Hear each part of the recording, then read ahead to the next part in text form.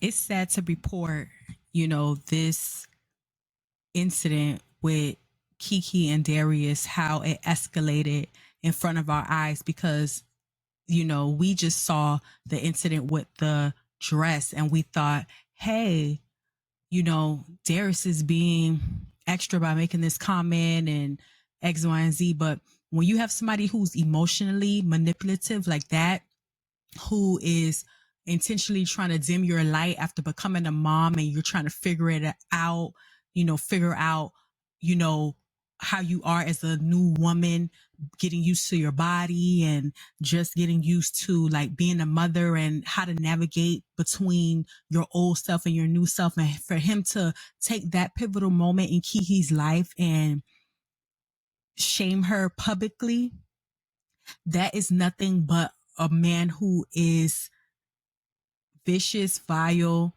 and all the other terms his older brother used in that tweet against Sharon, KeKe's mom. Those are vile actions. Those are disgusting actions. And so for you as an older brother to not check your brother publicly, how he checked a woman publicly and just say, oh yeah, I've done that before, or, take his side, as you should take his side. But in this situation, a man of integrity wouldn't go on a public platform and make it seem as if somebody else who's at fault here. And a man who wants to manipulate you and, have these words against you is nothing more than a man who is resentful. That's why you cannot choose or date down, because anytime you date down, a man may seem comfortable with it. You may be even comfortable with it. But at a point in time, you're going to get fed up and you're going to say, oh my God, this man isn't pulling his weight. I feel like I'm just doing the most in the relationship. I'm being a man. And then a man is going to feel resentful because he's sitting at home, playing video games, trying to, keep his time occupied, because he know in his hearts of hearts as a man, he's supposed to be out making moves, making money. And this is sad to report, because after that dress situation, I already knew. I was like, if KeKe decides to stay in this situation, it's not going to be nothing but bad for her. And not that I'm cursing her, but it's just that red flag that we obviously see, but we just continue to move forward towards and just say, oh, no matter about the red flags, I'll just fix him. He's a fixer-upper. I'll fix him. You can't fix red flags, especially when a person doesn't want to be fixed. When a person doesn't even know that they have something that they need to fix. We're not people's mothers, and these men are not our dads. We are two individual adults that need to come together and have sense and have intelligence and be healed. Too many of us are continuing to just be in these relationships and jumping around from people to people to people. I can understand if you're in your teens, your early teens, but when you're 20 and you late in your late 30s and then you and your 40s and so on and so on, when are we going to say enough is enough? And we continue to choose these men or people that are pretty, and we're just so admired by their outside and just thinking about lust versus taking a second to say, I see some red flags. He's quick to anger, a little bit of narcissist sprinkled over here, et cetera, et cetera, et cetera, et cetera. And we need to just learn to move forward. It's not that we're just like, we see these red flags and we're like, oh, X out of this person's life. We're not being understanding X, Y, and Z. But you have to note these things and just say, okay, this could maybe be a friend, or whatever the case may be. I will not move forward in no type of relationship with this person. And if I see, like, even in a relationship or a friendship, that this person doesn't know how to act and keeps pushing those boundaries that they want to move forward, I just got to X this person out of my life, because those type of actions are, you can turn somebody into a vicious stalker.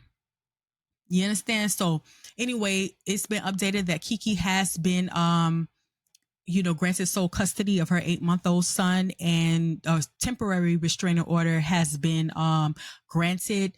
They say that in December, the judge will see if it will become a full permanent restraining order.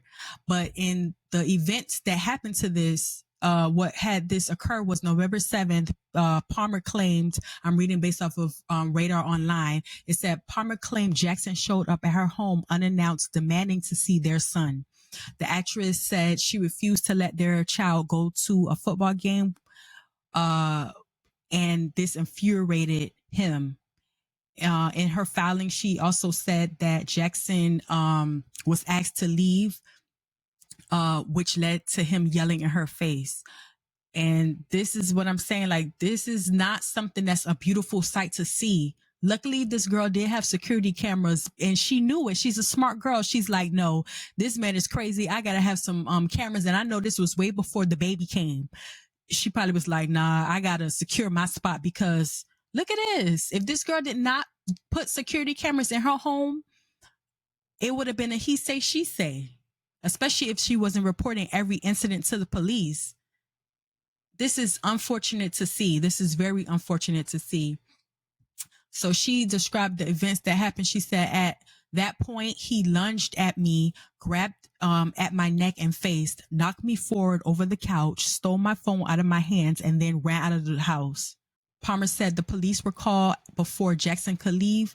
After interviewing me, my sister, and Darius, they made him leave and warned him to not come back.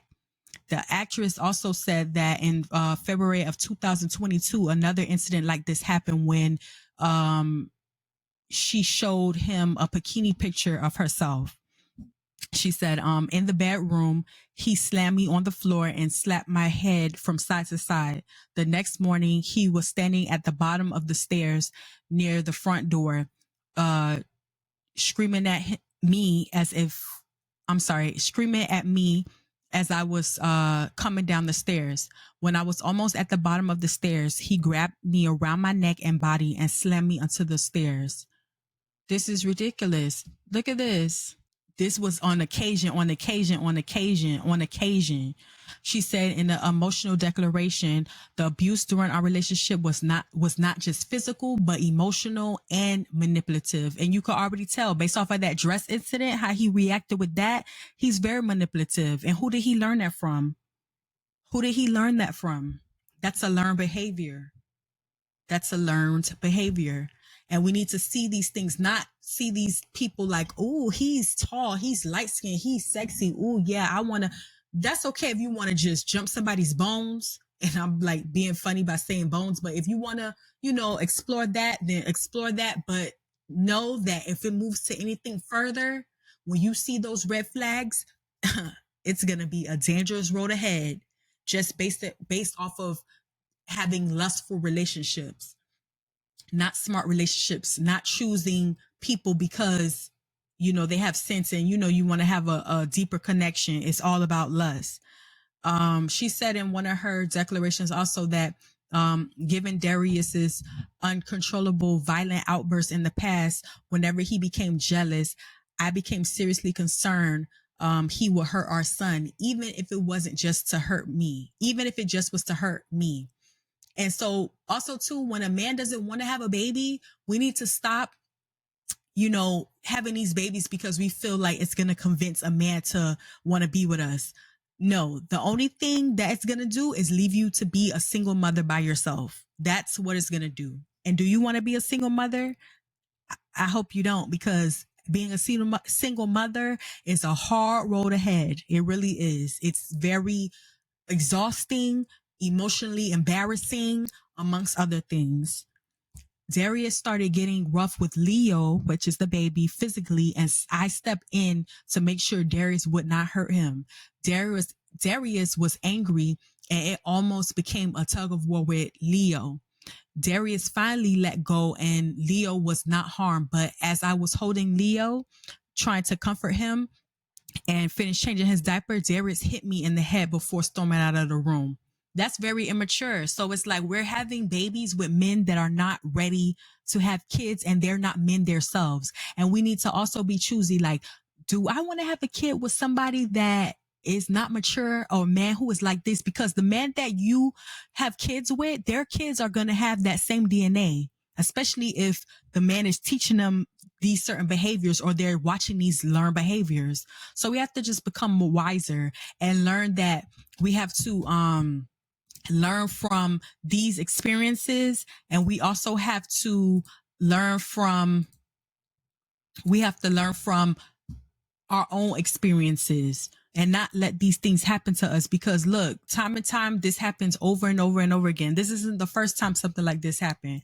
Rihanna chose a guy the same way, just based off of looks, you know, based off of attraction, all these type of things. But we continue to choose these guys because we feel like we can heal them and we can change them, and we can, no, that's not our job. We're not their mothers. We should be mother-like, you know, especially when they're taking care of the bills and just being nurturing and stuff like that. But that comes to an extent.